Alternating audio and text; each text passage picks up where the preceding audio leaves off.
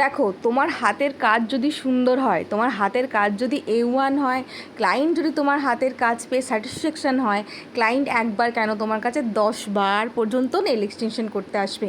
আর সেই বাজেটে করতে আসবে যেই বাজেটটা তুমি তাকে চাইছো।